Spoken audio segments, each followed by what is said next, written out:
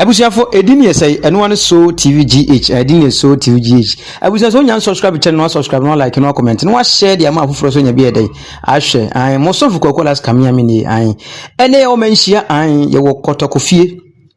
Krobia sante kotokofie ni yesi ye wei ebi ka se die ntine die na bedu ha se ne den ne ebra de na bedu ha se ye wo boko nsensem no so an boko na ba ne mamprusi ntokwa asabi ekoso a ye ku ade hye an ye wo saa ahemfo nsem ni nti na Krobia sante kotoko ato nsade afra ahemfo imienu ene sabio atrankonwa wo boko mamu ene mamprusi mamu so mbra no munsiesi asem no na won fa yie ento yie eno nti na ema ye wo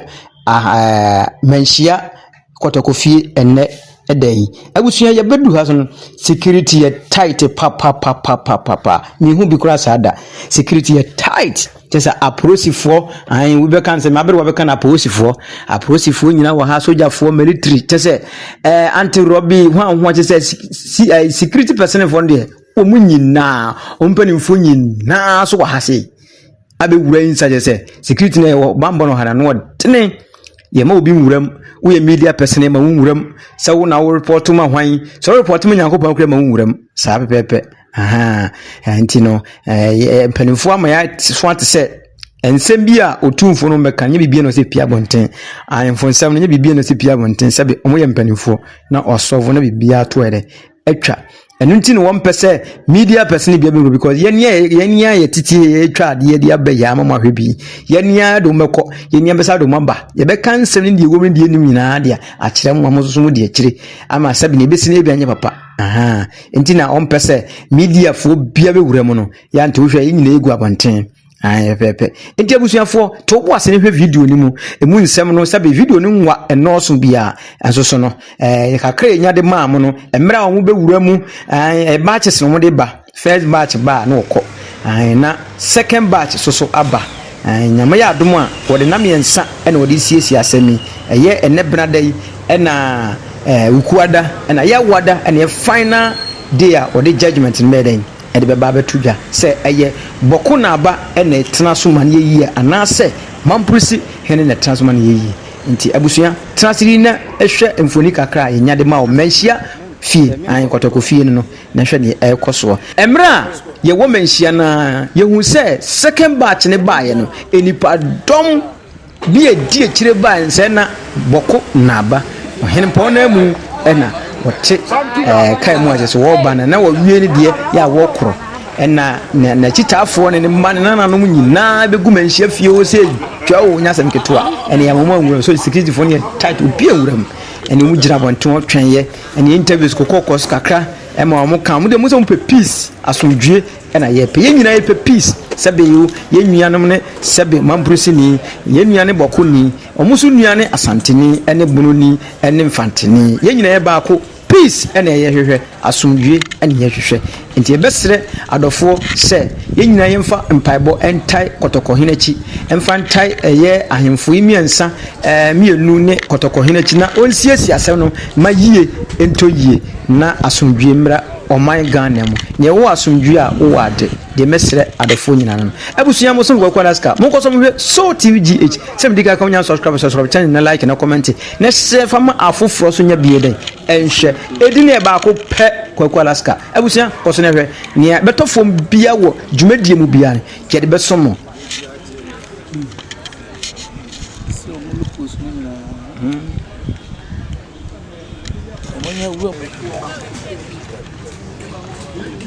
Hello.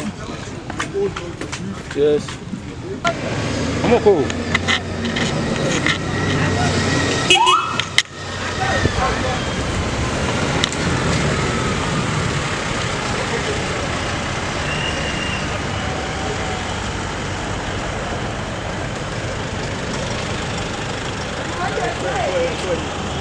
Vengo.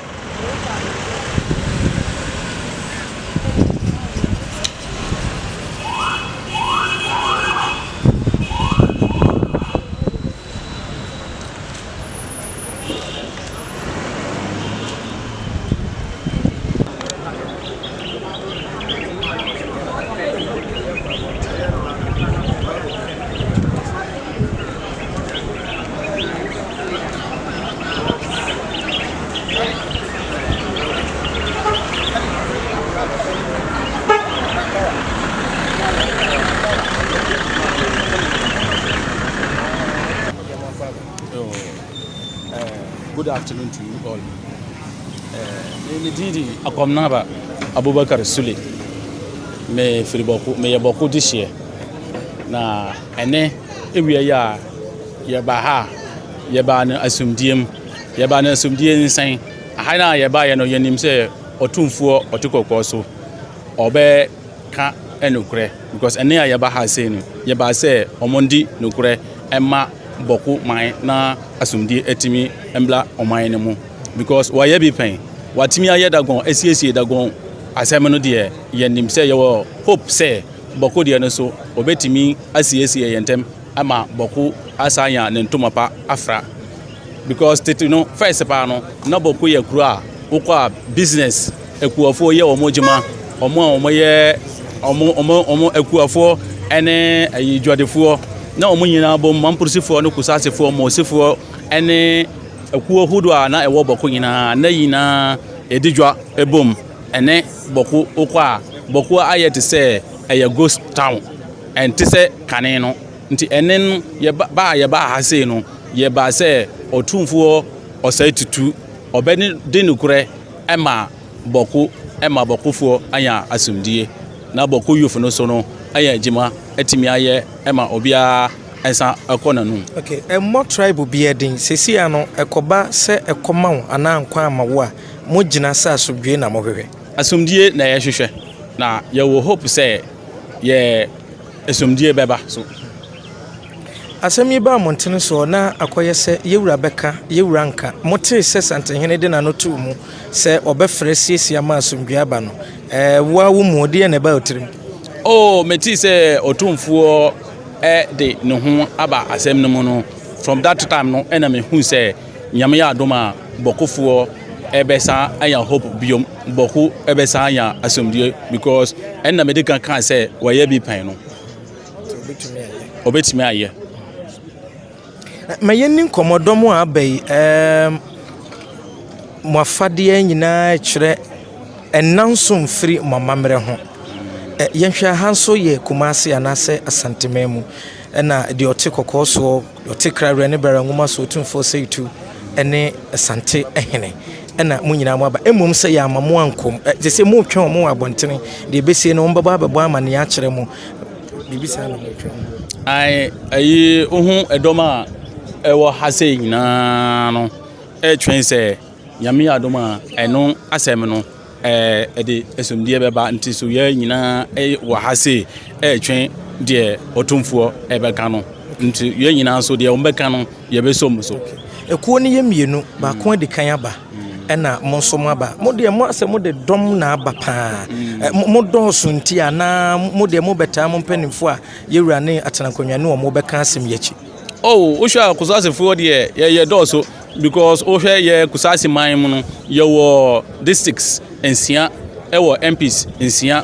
MP kusase for so ye doso Asante mine hase ye wo Ashanti region e wo Western North e wo Western e wo Bono East e wo bebia Ghana ha bebia ni ho awokọ a ekuafo o mo Ghana ha dodo na e ye kusase for bebia obekọ na asantefo ho no obehu kusatefo mienu miensa bi wo ho na omoso ne asantefo no te ho a omo hwe omo koko ma omo nti o hwe bebia asantefo wa bia no obehu kusatefo so na ye wo ho bi.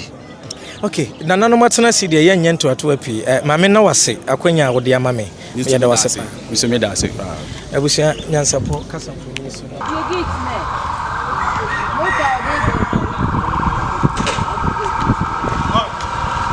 Yeah, portrait. No, quite kind of thing.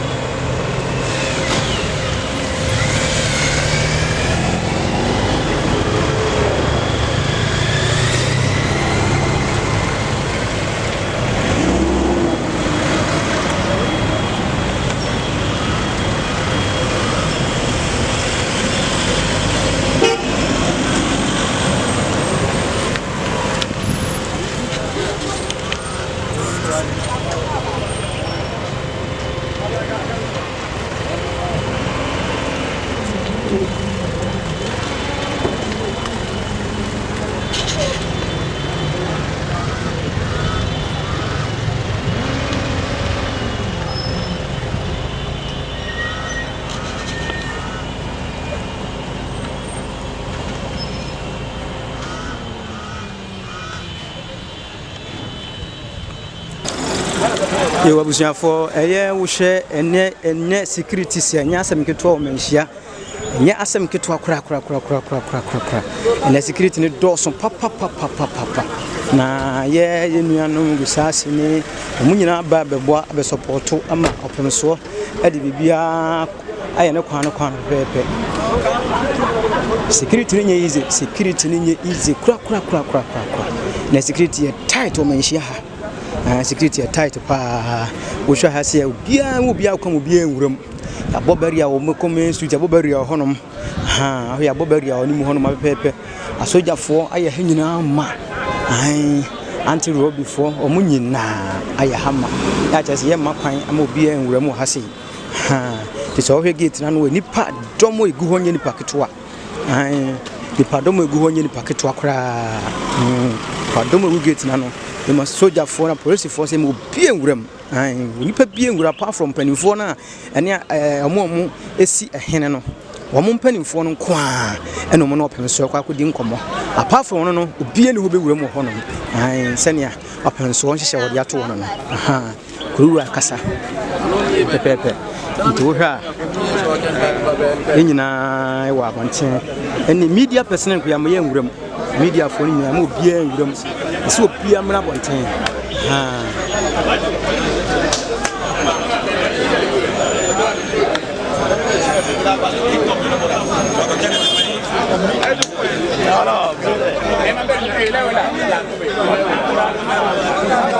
TikTok get it lang.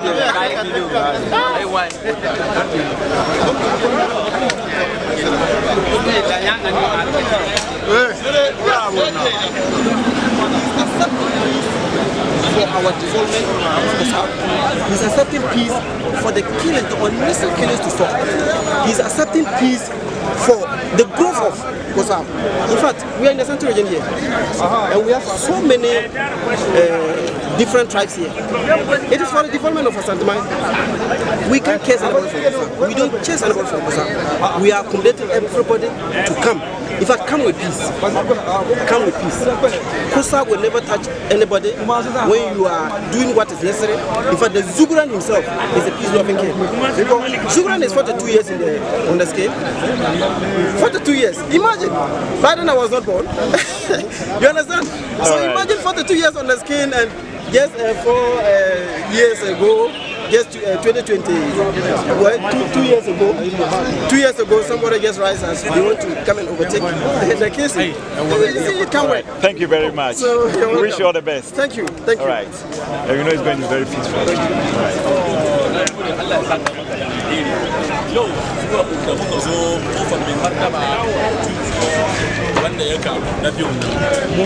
muna neman yayi gaskiya ne yaso in aka yi gaskiya duk inda aka yi gaskiya duka an zamna lafiya saboda boko akwai kusasawa akwai manfursawa hausawa da gombawa farfarawa musawa amma duka an zamna lafiya insha Allah har da in aka yi gaskiya garin an yi zaman lafiya don da boko gari ne da ake business ake aikin gona ake aikin ga duka ayyukan duka boko da ana yi kuma matasan boko da suna zaman lafiya ne su da juna ba tare da wai wannan furshi ne wannan kusasi ne ko wannan baboshe ne wanga fadan ga ko wanga fitina ne ya zo ya kawo rarraba cikin garin boko yau boko ya zama kaman ghost town kaman da bature ke cewa wai ghost town na sai yasa yau ya zama kaman kabari yau muna expect Otunfo Osei-Tutu the second yayi gaskiya saboda aka yi gaskiya garin ta yi an samu zama ya yi gaskiya ai zai fito ga ku al'umman garin ku ne za ku kawo wannan gaskiya in yaso wannan gaskiya ya tabbata da na ce a yi gaskiya nan wani abu ne wani irin gaskiya ne nike son a yi yau ni kai da foninka ka doki ka sa shi hannuna amana ka zo za ka ci ai bai yi kamata ya zama fada ba amma in ba saboda wannan ba ni ban gan a dalilin da zai kawo manfurshi da kusashi su yi fada ba domin mu da su duka uwa daya uba daya muke to ka ce wai matasa garin boko wai ka ce matasa ba san kusasi ba san kusasi ba san manfurshi ba yau rigima ya zo ya zama kuma makaman da aka daukin ga matasa ne ake amfani da su suke rigima wani kira za ka yi ma matasa ba daya ni kiran da zai yi ma matasa su samu hankuri da juna ne domin yau matasa mu ne za mu zama manyan gobe. Ya kamata mu bar audio sun banza mu bar zuwa kan TikTok muna zagin manyan mutane, mu bar zuwa kan TikTok muna zagin sarakai, mu bar zuwa kan TikTok muna zagin maluma, muna zagin mutane dai kamar MPs, ana zagin manyan mutane dai. In aka bar wannan irin zage-zagen nan za ka samu a yi zaman lafiya cikin garin Boko insha Allah. An ce wannan rigiman da ake matasa ne ake amfani da su sosai ma. Kana gani matasa za su ba da kai in ya so a samu zaman lafiya da ci gaba? Matasa za su ba da kai, za su ajiye makamai, za su ajiye makamai inda in gwamnati ya shiga, kaman gwamnati ya zo ya kawo aiki ya ba mutanen kasa, sannan kuma gwamnatin kuma ya yi gaskiya, komai zai yi daidai. Matasa za su ajiye makamai ya so gari ta zanna lafiya. Zan kara tambayan ka kuma, shin kana gan zuwan kurin mai kujeran zinari Otunfo sai Tito Aba biyu na biyu, kuna ganin za a samu dace a samu zaman lafiya tsakanin bangare biyun dukan da kuke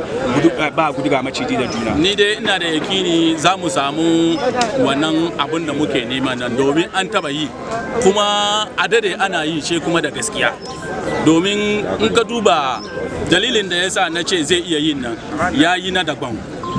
shi yasa haka no zai iya sasanta tsakanin 'yan Boko kuma da juna. A karshe wanda siya za ka yi ma al'umman Boko Barbadiya dangane ga zaman lafiya? Nasiyan da zan yi ma 'yan Boko Gabadiya ne, kowa ya samu hankuri, kowa ya yi hankuri da juna, kowa ya yi hankuri da dan uwan shi. Mu yi hankuri da juna kamar da na fadi ya wuce nan, kowa ya bar maganganun banza, maganan zagin maluma, zagin sarakai, zagin manyan mutane, a daina wannan. Yaso yau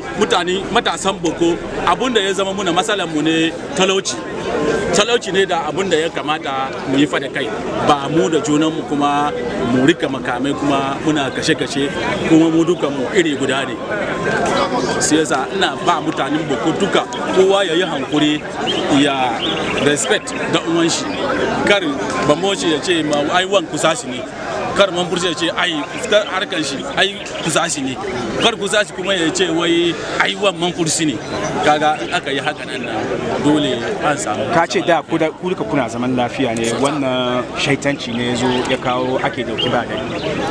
kana ganin zai zo karshe? Insha Allah.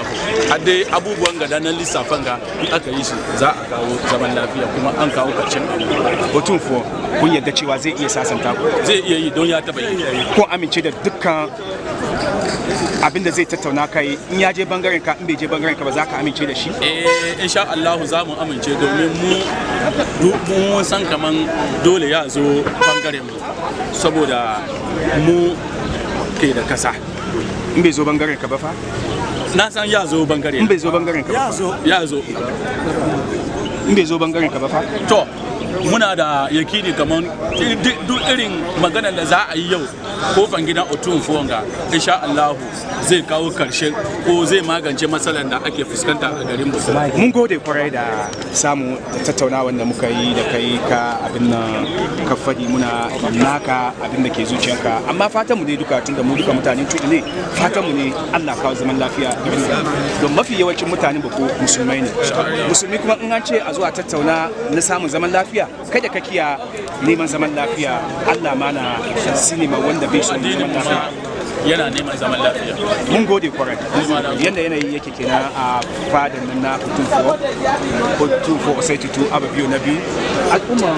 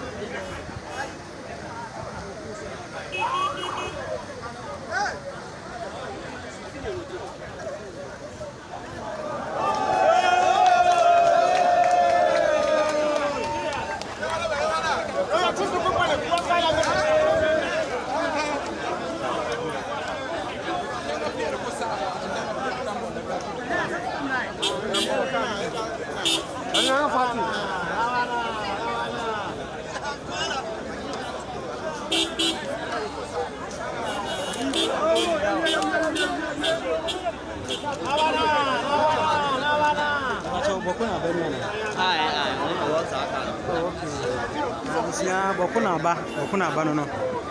Bokuna ba no no.